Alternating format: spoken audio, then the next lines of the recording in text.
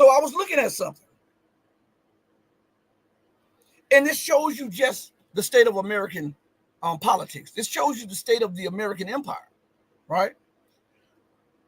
When America chooses a nation abroad to spend the money and to bring security to, and ignores the very people at home, right?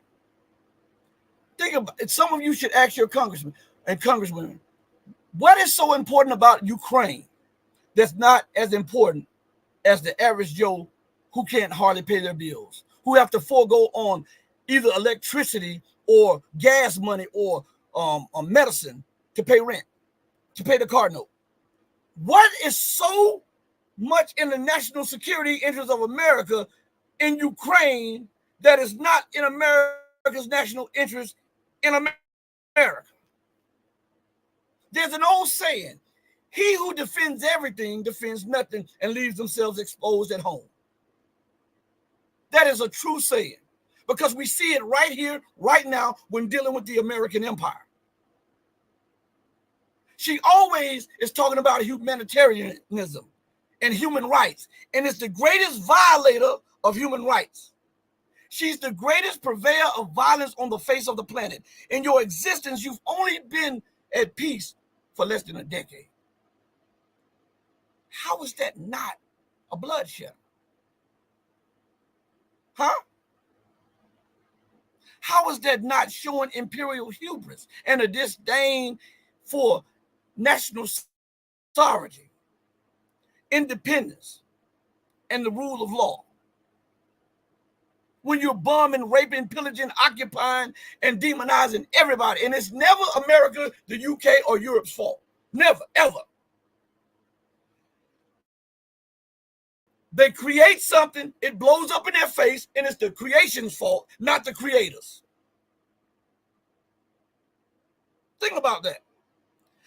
Europe is screaming about the influx of migrants, and we're over capacity with these. We've got to stop them from coming to Europe. They want to come to us to live right. Well, if you would have stayed out of Africa, destroying governments, assassinating governors of the states, color revolutions, and sending your military and your corporations in to rob and pillage those nations, guess what would happen? You wouldn't have an influx of migrants. This is a direct result of your arrogant, racist policies. Nobody wants to talk about it, but I will. And if I alienate you with the truth and you no longer want to be a part of this, then go ahead, you weren't worth it anyhow. Because as I often tell you, truth will prevail regardless to whom or what. Muammar Gaddafi warned Europe and NATO that if you remove me, he said, I stand as the door to keep the migrants from coming into Europe. If you remove me, there will be a massive influx of migrants, so much that you can't deal with.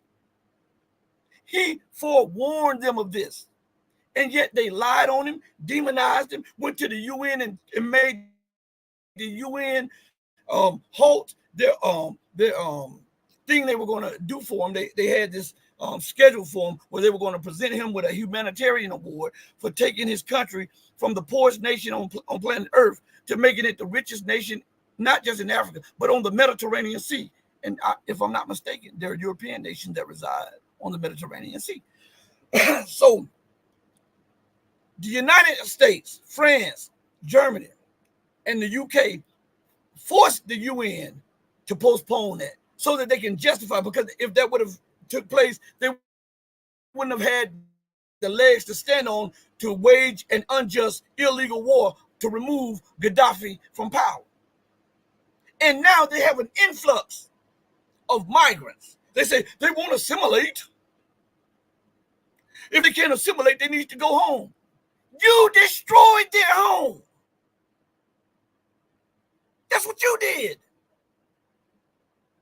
They didn't come and bomb Europe. You bombed them. They didn't bomb America. America bombed them. And now you're screaming about the blowback or the consequences of this imperial policy that you continue to try to propagate and promote the world over. When you continue to do wrong, what did they tell you as a kid? tell the truth, own up to what you've done, and try to make amends. Now, they tell you that, I know my mom told me that because that was basic. So if that is what is being told to children, why isn't the government taking heed to that and doing the same thing? If it works for a person, governments are made of people, so it should transcend just one person, and it should be implemented by a whole government, and that would make things better. But instead, it's Russia's fault. Russia is the greatest threat to the liberal world order since World War II. But you're not the greatest threat to world security and peace, threatening the world and holding the world hostage with not one, not two, not three, but 12 aircraft carrier groups. 12. 12, not one, not two, not three, 12. And these aircraft battle carrier groups consist of dozens of warships, not peace ships, not builder-up ships, but warships and destroyers.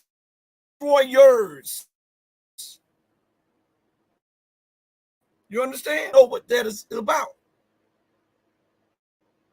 They don't send humanitarian ships to the shores of other nations to say, hey, listen, we think you're wrong, but you have a difference of opinion. Let's negotiate. And while we're negotiating, let us deliver this aid to other people.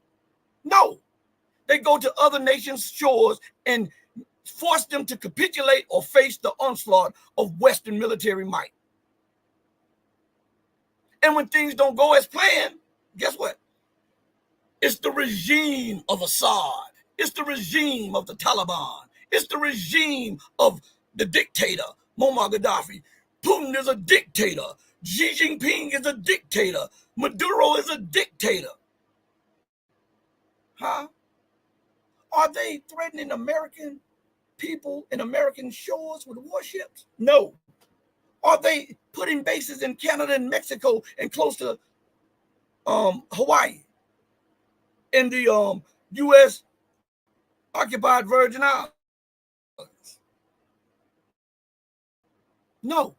Are they doing it to the UK occupied Virgin Islands? No. Are they putting warships and warplanes close to the occupied Malvinas Islands? No.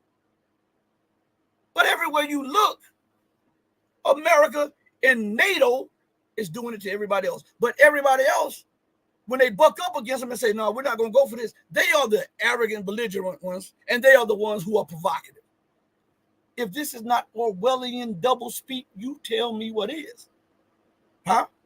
Tell me what it is. If it's not Orwellian doublespeak, I'll deploy a carrier group, let's just say consisting of 30 warships and a submarine to your shores. I'll fly my warplanes. They say the airspace of country goes out 12 miles.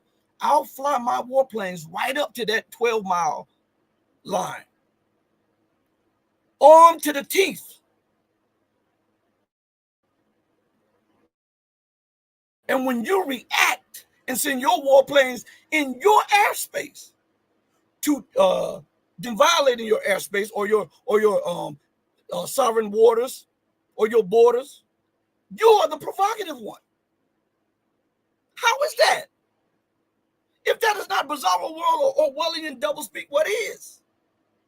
Because I want to ask every one of you who are listening right now. Let's be real about this.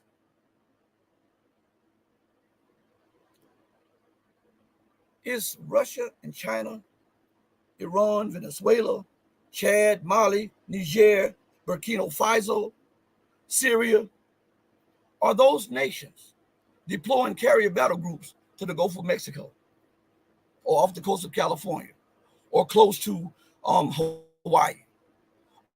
Are those nations building up bases?